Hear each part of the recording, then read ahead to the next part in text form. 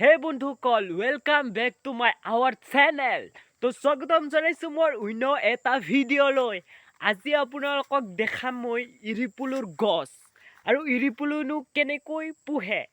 আপোনালোকক এই ভিডিঅ'টোত আমি মানে ইৰিপুলুৰ গছ চাবলৈ গৈ আছোঁ। তো মানে আমাৰে হয় ইৰিপুলুৰ গছখিনি আপোনালোকক দেখাবলৈ চেষ্টা কৰিম। তো আপোনালোকে চাগে নাজানে, বহুতে নাজানে, কিছুমানে ইৰিপুলুনো কি।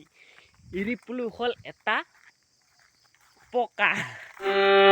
ইৰিপুলুৰ লেটাৰ পৰা বিভিন্ন ধৰণৰ কাপোৰ প্ৰস্তুত কৰিব। আপোনালোকে ইৰিপুলুৰ গছ দেখা নাই তেনেহ'লে মোৰ ভিডিঅ'টো অলপ স্কিপ নকৰাকৈ আগলৈ ভিডিঅ'টো চাই গৈ থাক। আহিছোঁ মেইন টপিকলৈ। এতিয়া আমি দেখাম আপোনালোকক ইৰিপুলুৰ গছ। তো গছ ইয়াত চাই লওক। এইবোৰে হৈছে ইৰিপুলু গছৰ পাত। মানে ইৰিপুলু গছ ইৰিপুলুহে খায়নো কি, মানে ইৰিপুলুই খায়। এইবোৰ পাত খাই ডাঙৰ হয়। ডাঙৰ হোৱাৰ পিছত মানে লেটা বান্ধে। এই পাতটো নিজে প্ৰস্তুত কৰিব লাগে, মানে নিজে ৰুব লাগে। যদি আপোনালোকে এৰি লেটা বা এৰিপুলু পোহে তো আপোনালোকে গম পায়েই। তো এইবোৰ নিজে খায়ে গাঁত খান্দি এই গাছটো ৰুব লাগে। ৰোৱাৰ পিছত ডাঙৰ হোৱাৰ পিছত পাত ওলালে পাতখিনিৰ পৰা আপোনালোকে যদি পোহে, যদি খায়, আপোনালোকেও নিশ্চয় গমেই পায়। আৰু যিসকলে নাখায় তেওঁলোকক কৈছোঁ,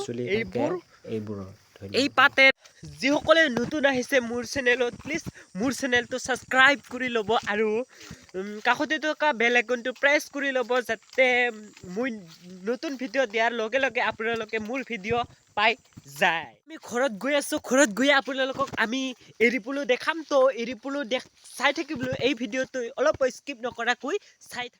এয়া আপোনালোকে দেখিছে নিশ্চয়, এয়া হ'ল ইৰিপুলু।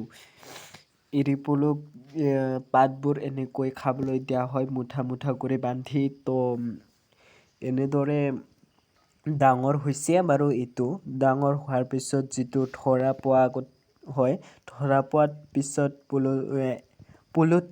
পুলুটো লাটা বান্ধে। বান্ধাৰ পিছত ওলাই খোৱাৰ পিছত চচাটো আমি বিক্ৰী কৰোঁ আৰু পকটো আমি খাওঁ।